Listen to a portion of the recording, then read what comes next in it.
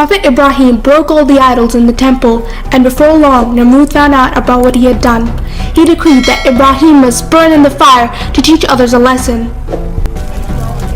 Prophet Ibrahim was taken from the dungeon and taken to the city square with chains. The idolaters made a mountain of firewood. They also brought a massive catapult. The fire was lit in the town square. People were gathering and climbing through the walls to watch the burning of Prophet Ibrahim. On the roofs and above the tall trees, even coming from the surrounding villages. And Namrud, with a few hundred soldiers and bodyguards, arrived on his royal chair. Namrud ordered the firewood to be set on fire. Moments later, the breeze blew and the fire burned. Namrud smiled satisfactorily and pointed his hand at the catapult. The idol worshippers placed Prophet Ibrahim in the catapult and held him ready. The heat of the fiery mountain of fire was so great that everyone stepped away. Finally, Namrud shouted, "Throw him!" Prophet Ibrahim was set ablaze right in the middle of the mountain, but he still smiled and was completely calm. As people waited for Prophet Ibrahim's cry, but were astonished by what they saw, Namrud, most surprised of all, came down from his chair and got closer to the fire. He saw Prophet Ibrahim smiling with his eyes closed. The fire suddenly turned into a flower garden, and colorful flowers and blossoms burst forth from each flame, and graceful birds flew through the branches of the garden, and the mountain of fire became a beautiful flower garden. Namrud quickly climbed the stairs of the tallest building in the area and watched everything from above. Namrud was so surprised that he shouted, "Ibrahim, truly God is great to you, and I want to make a sacrifice to him. I command 4,000 sheep and cows to be sacrificed for the greatest Lord of the world." Prophet Ibrahim came out of the flower bed and said, "Do not turn away until you believe in God. No sacrifice will be accepted by you." Prophet Ibrahim went to the people and embraced his companions. Many pagans also turned to Prophet Ibrahim and said, "Ibrahim, from this moment on, we believe in you, the Lord, and abolish idolatry forever." Some idolaters who had not yet come to faith went to Namrud and said to him, "O great Namrud, if you do not stop him, soon the people will turn against you, and you will be king no more." Namrud asked them to think of a solution and come tomorrow. The next day, they went to Namrud's palace. One of them, a skinny old man, said, "We must shame Ibrahim in front of everyone and make people stop believing in his God." "How?" Namrud asked. The old man replied, "We must defeat Ibrahim in a religious debate and defame him in front of everybody." Namrud ordered Prophet Ibrahim to come and answer questions about religion in the city square. Prophet Ibrahim gladly accepted the invitation. People gathered in the town square. Namrud asked in a loud voice, "O Ibrahim, tell us who your God is." Prophet Ibrahim said, "My God, he creates the living and gives death to them." Namrud laughed and said, "Really? I can do exactly what your God does." Then he ordered 2 slaves to be sentenced to death in the city square.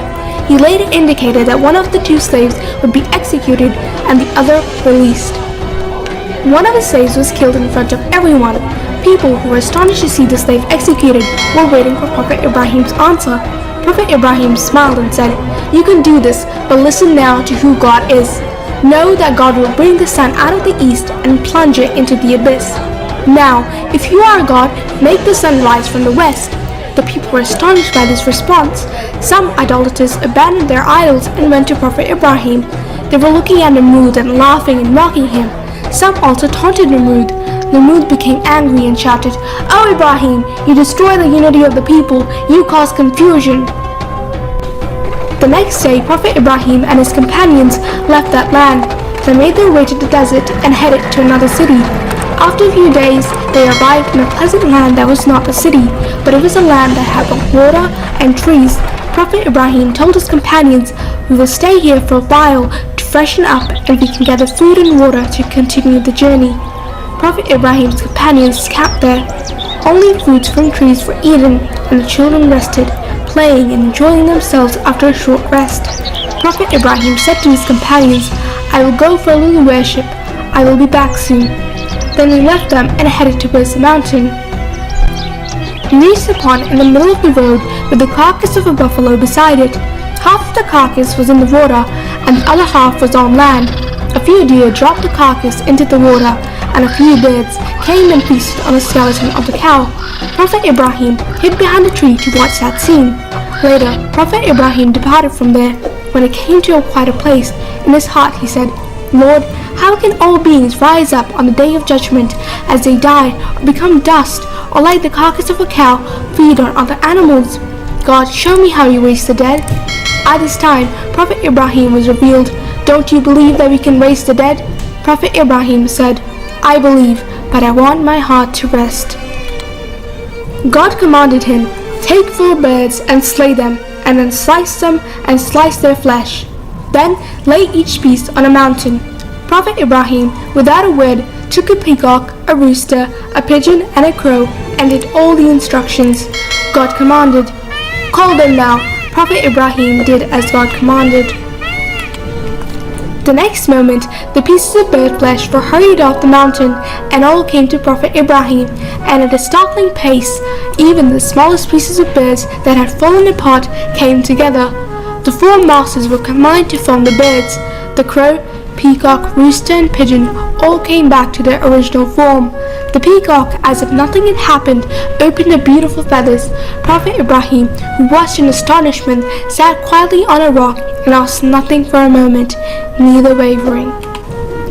The next day, when Prophet Ibrahim described that scene to his companions, they all prostrated themselves before God, and Prophet Ibrahim continued his prophetic peace of mind.